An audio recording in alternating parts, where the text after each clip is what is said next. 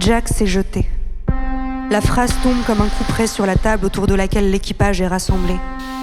Un crissement de dents sur du fer.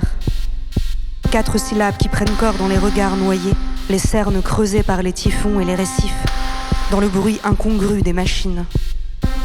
On était au cœur de la tourmente, mais le capitaine jurait qu'on allait s'en tirer. Des jours que la tempête faisait rage, qu'on se faisait brinque-baller par les bourrasques maudites et les pluies torrentielles.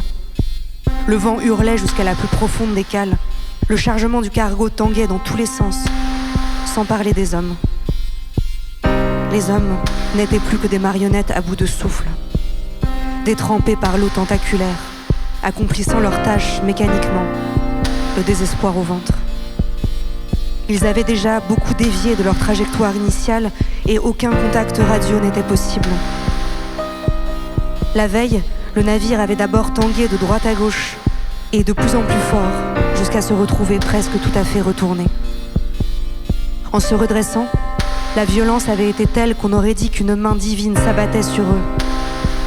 Des conteneurs avaient été brisés dans le choc, d'autres étaient passés par-dessus bord, immédiatement avalés par les tourbillons qui apparaissaient tout autour du cargo et qu'ils essayaient à tout prix d'éviter. C'était le ventre de la mer alors qui s'emparait de vous, disait le capitaine. La force d'attraction irrésistible vers le fond et le bateau devenu légende de plus.